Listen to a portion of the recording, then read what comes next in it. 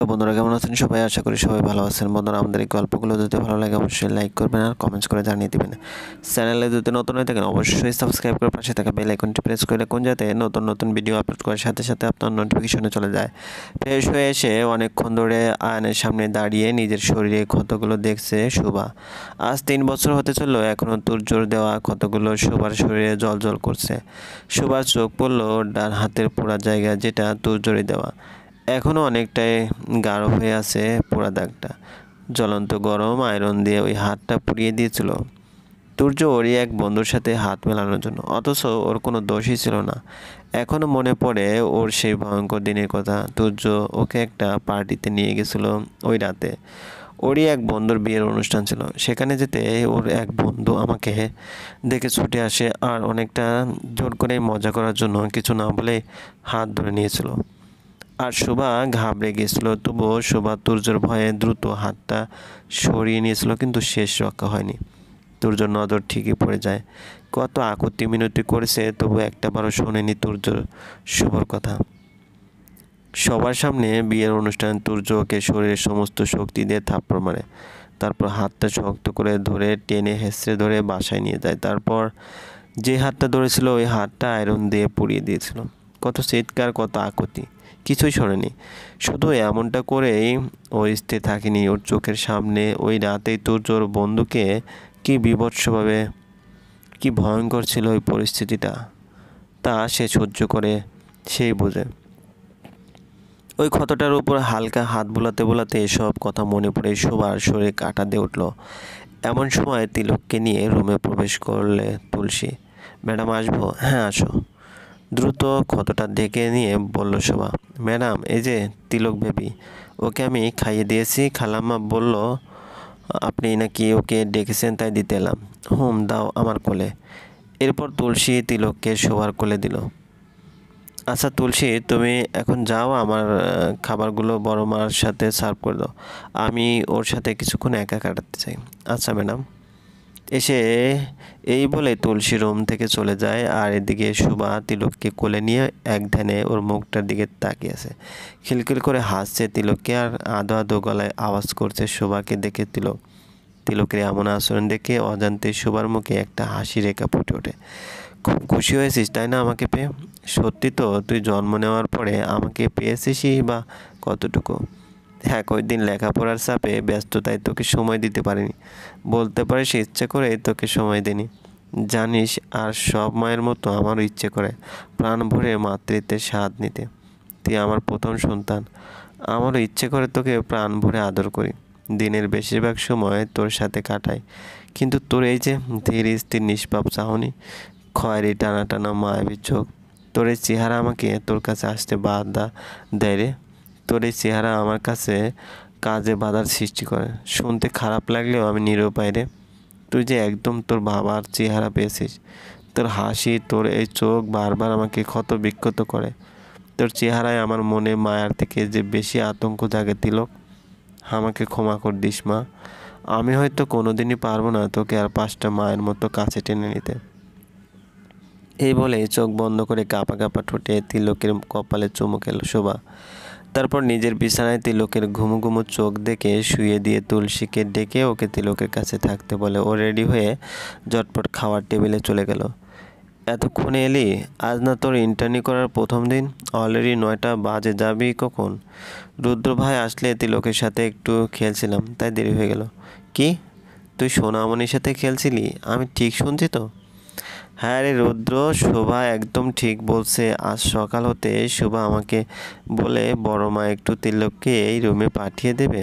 আমি মেয়ের কথা শুনে বেশ খুশি হয়েছি। মা, এটা তো খুশি হওয়ার মতোই কথা। হ্যাঁ রে, এখন থেকে সোনামণিকে একটু সময় দে বোন। বড় মা, আমার দেরি হয়ে যাচ্ছে।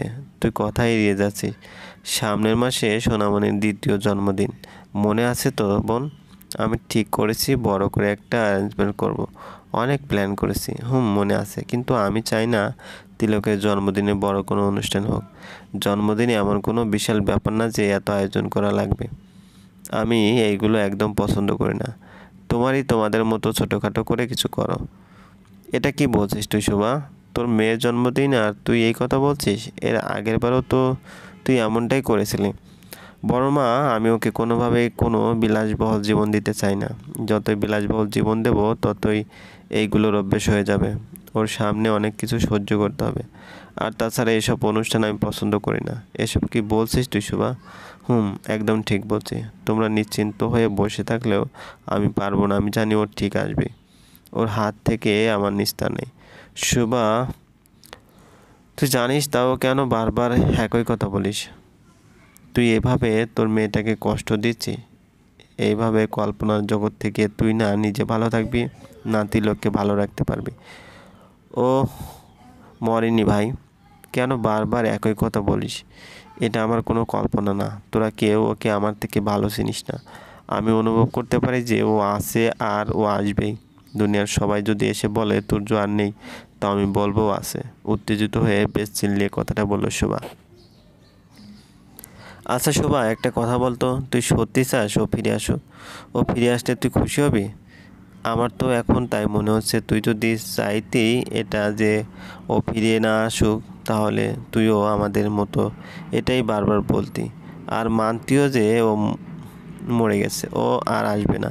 কিন্তু তার বদলে তোর মুখে একটাই কথা, ও আসবে, আসবেই। এমন করে তো মানুষ তখন বলে যখন কেউ তার জন্য অধীর আগ্রহে থাকে। তুই ওকে এখনো ভালোবাসিস? জানি না, কিচ্ছু জানি না আমি। আমি শুধু এইটুকুই জানি ও আমার জন্য একটা আতঙ্ক, যা আমাকে ছেড়ে কখনো যাবে না। না আমি সেই আতঙ্ক থেকে দূরে যেতে পারবো। বুঝেছিস তুই?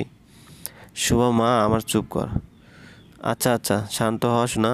আজকের দিনটায় আর এসব মনে করিস না শোনা। রুদ্র তোকে বলিহারি।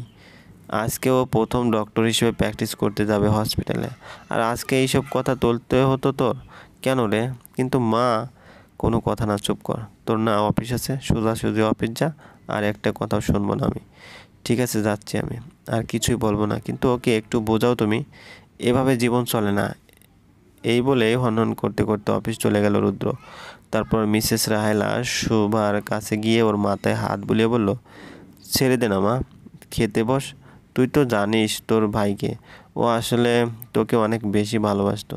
একমাত্র বোনকে এমন কষ্ট পেতে দেখে থাকতে পারে না। তুই ওসব মাথায় নিস না। আয় তো, খেতে বস। বড় মা, আমার খিদে নেই। তাছাড়া আমার দেরি হয়ে যাচ্ছে, হসপিটাল যেতে হবে। যেতে যেতে আরও সময় লেগে যাবে। সে কি না খেয়ে যাবে? খাওয়ার উপর কিসের রাগ মা? তুমি ভুল বুঝছো মা। আমি মোটেই রাগ করে কিছু করছি না। আপন মানুষের সাথে রাগ কিসের? আমার সত্যিই দেরি হয়ে যাচ্ছে। আমি আসি কেমন? এই বলে আর কিছু না বলে হনহন করে চলে গেল। প্রায় 1 ঘন্টা পর শোভা হসপিটাল পৌঁছালো। সেখানে গিয়ে দেখে ওর বন্ধু বান্ধব আগে থেকেই মেডিকেল কলেজের গেটের সামনে দাঁড়িয়ে অপেক্ষা করছে। সরি রে, অনেকক্ষণ অপেক্ষা করতে হলো আমার জন্য, তাই না? তাও তো প্রায় 1.5 ঘন্টা। রোদের মধ্যে দাঁড়িয়ে মুখটা লাল হয়ে গেছে, দেখতে পাচ্ছিস না? কিন্তু এটা বল, তুই তো কখনো দেরি করিস না। কাজের ব্যাপারে খুব সিরিয়াস তুই তাহলে? রাগে রাগে ভাব নিয়ে মিলা বলল, আসলে একটু দেরি হয়ে গেল, বাদ দে না, চল ভিতরে যাই। প্রফেসর নিশ্চয়ই চলে এসেছে। অনেকক্ষণ হলো এসেছে, জলদি চল, বাকি কথা পরে হবে, ঋষি বলল। চল। তিনজনই বেশ তাড়াহুড়ো করে ল্যাবে ঢুকলো। সেখানে আগে থেকে বাকি ছাত্রছাত্রীরা উপস্থিত ছিল, যারা ফাইনাল ইয়ার কমপ্লিট করে ইন্টার্নি করার জন্য প্রস্তুত। ওরা ল্যাবে ঢোকার সাথে সাথে একজন প্রফেসর ল্যাবে এলেন আর বললেন, হ্যালো স্টুডেন্টস, আজ তোমাদের জন্য একটা বিশেষ দিন। আজ থেকে তোমরা ইন্টার্নি করা শুরু করবে। বুঝতেই পারছি সবাই বেশ উত্তেজিত। সব ছাত্রছাত্রী হ্যাঁ বোধক উত্তর দিল সমস্যারে গুড। তবে তোমাদের জন্য আমার কাছে একটা গুড নিউজ আর একটা ব্যাড নিউজ আছে। প্রথমেই খারাপ খবরটা বলি। তোমাদের বলা হয়েছিল তোমরা আমার আন্ডারে ইন্টার্নি করবে, আমাকে অ্যাসিস্ট করবে। আমিও খুব খুশি ছিলাম। তোমাদের মতো ব্রাইট স্টুডেন্ট, বিশেষ করে শোভা, যে পুরো মেডিকেল কলেজের পুরনো স্টুডেন্টদের রেকর্ড ব্রেক করে হাইস্ট স্কোর করেছে ফাইনাল এক্সামে, তাকে অ্যাসিস্ট্যান্ট হিসেবে গাইড করতে পারবো। কিন্তু অত্যন্ত দুঃখের সাথে বলছি, এবার আর তা হলো না। একটা আর্জেন্ট কাজে আমাকে ইমিডিয়েট অ্যাবোর্ড যেতে হবে, তাও 1 বছরের জন্য। প্রফেসরের এমন কথা শুনে সবাই বেশ চিন্তায় পড়ে গেল। পুরো ল্যাবে শোরগোল পড়ে গেল। শোভা বেশ কৌতূহল হয়ে স্যারকে জিজ্ঞেস করলো, স্যার তাহলে আমাদেরকে গাইড করবে কে? আমার জানা মতে এই মেডিকেল কলেজে একমাত্র আপনি বেস্ট নিউরোলজিস্ট। তাহলে আপনি চলে গেলে? বলছি শোভা, আগেই ব্যস্ত হয় না। তোমরা আমার স্টুডেন্ট, আমি নিশ্চয়ই তোমাদের ব্যবস্থা না করে এত বড় সিদ্ধান্ত নেব না। হ্যাঁ, আমি ক্লাস নিতে পারবো না ঠিকই, সেজন্য আমি তোমাদের দায়িত্ব আমারই একজন বিশ্বস্ত স্টুডেন্টের হাতে দিয়ে যেতে চাই। তোমরা নিশ্চয়ই আরহাম তোরাগের নাম শুনেছো। বিশ্বের বড় বড় নিউরোলজিস্টের মধ্যেও এক অন্যতম। আর আমার পরিবর্তে আমি ওকেই বলছি তোমাদেরকে অ্যাসিস্ট করার জন্য। আজই ও এসেছে মেডিকেল কলেজে। এটাই গুড নিউজ। এটা তোমাদের জন্য একটা গুড লাক বলতে পারো যে এত বড় নিউরোলজিস্ট তোমাদের গাইড করবে। আর শুভা, আমি তুরাগকে বলেছি তোমার ব্রিলিয়ান্ট রেজাল্টের কথা, শুনেও খুব খুশি হয়েছে আর তোমাকে বলেছে ওকে অ্যাসিস্ট করার জন্য। এটা তোমার জন্য খুব ভালো একটা সুযোগ। এই কথা শুনে পুরো ক্লাসের সবাই খুশি হলো। সবাই একজন আরেকজনের সাথে কানাকানি করছে। শুভাও কথাটা শুনে বেশ এক্সাইটেড। ওরা তো জীবনে এই একটাই স্বপ্ন যে ওর বাবার স্বপ্ন পূরণ করবে, ডাক্তার হবে। আর সেটা যদি বেস্ট কারো ট্রেনিংয়ে হয় তাহলে ও রোগীদের বেস্টটাই দিতে পারবে। চলবে, গল্পটি ভালো লাগলে অবশ্যই লাইক করবেন, কমেন্টস করবেন। চ্যানেলে যদি নতুন হয়ে থাকেন অবশ্যই সাবস্ক্রাইব করে পাশে থাকা বেল আইকনটি প্রেস করে রাখুন। দিনই এমন কোনো বিশাল ব্যাপার না যে এত আয়োজন করা লাগবে। আমি এইগুলো একদম পছন্দ করি না। তোমাদের মতো ছোটোখাটো করে কিছু করো। এটা কি বলছিস তুই শোভা? তোর মেয়ের জন্মদিন আর তুই এই কথা বলছিস? এর আগের বারও তো তুই এমনটাই করেছিলি। বড় মা, আমি ওকে কোনোভাবেই কোনো বিলাসবহুল জীবন দিতে চাই না। যতই বিলাসবহুল জীবন দেব ততই এইগুলোর অভ্যেস হয়ে যাবে। ওর সামনে অনেক কিছু সহ্য করতে হবে। আর তাছাড়া এসব অনুষ্ঠান আমি পছন্দ করি না। এসব কি বলছিস তুই শোভা? একদম ঠিক বলছি। তোমরা নিশ্চিন্ত হয়ে বসে থাকলেও আমি পারবো না। আমি জানি ও ঠিক আসবে। ওর হাত থেকে আমার নিস্তার নেই। শোভা, তুই জানিস তাও কেন বারবার একই কথা বলিস? তুই এভাবে তোর মেয়েটাকে কষ্ট দিচ্ছিস। এইভাবে কল্পনার জগৎ থেকে তুই না নিজে ভালো থাকবি, না তিলককে ভালো রাখতে পারবি। ও মরেনি ভাই, কেন বারবার একই কথা বলিস? এটা আমার কোনো কল্পনা না। তোরা কেউ ওকে আমার থেকে ভালো চিনিস না। আমি অনুভব করতে পারি যে ও আছে আর ও আসবেই। দুনিয়ার সবাই যদি এসে বলে তোর জো আর নেই, তা আমি বলবো আছে। উত্তেজিত হয়ে বেশ চিল্লিয়ে কথাটা বলল শোভা। আচ্ছা শোভা, একটা কথা বলতো, তুই সত্যি চাস ও ফিরে আসুক? ও ফিরে আসলে তুই খুশি হবি? আমার তো এখন তাই মনে হচ্ছে। তুই যদি চাইতেই এটা যে ও ফিরে না আসুক, তাহলে তুইও আমাদের মতো এটাই বারবার বলতি আর মানতিও যে ও মরে গেছে, ও আর আসবে না। কিন্তু তার বদলে তোর মুখে একটাই কথা, ও আসবেই। এমন করে তো মানুষ তখন বলে যখন কেউ তার জন্য অধীর আগ্রহে থাকে।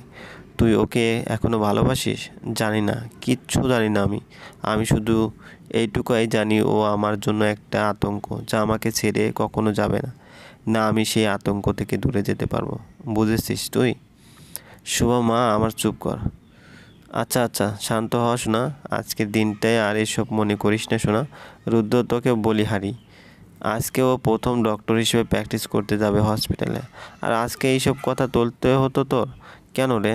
কিন্তু মা, কোনো কথা না, চুপ কর। তোর না অফিস আছে, সোজাসুজি অফিস যা। আর একটা কথাও শুনবো না আমি। ঠিক আছে, যাচ্ছি আমি। আর কিছুই বলবো না, কিন্তু ওকে একটু বোঝাও তুমি। এভাবে জীবন চলে না। এই বলে হনহন করতে করতে অফিস চলে গেল রুদ্র। তারপর মিসেস রাহেলা শোভার কাছে গিয়ে ওর মাথায় হাত বুলিয়ে বলল, ছেড়ে দে না মা, খেতে বস। তুই তো জানিস তোর ভাইকে, ও আসলে তোকে অনেক বেশি ভালোবাসতো। একমাত্র বোনকে এমন কষ্ট পেতে দেখে থাকতে পারে না। তুই ওসব মাথায় নিস না। আয় তো, খেতে বস। বড় মা, আমার খিদে নেই। তাছাড়া আমার দেরি হয়ে যাচ্ছে, হসপিটাল যেতে হবে। যেতে যেতে আরও সময় লেগে যাবে। সে কি না খেয়ে যাবে? খাওয়ার উপর কিসের রাগ মা? তুমি ভুল বুঝছো মা, আমি মোটেই রাগ করে কিছু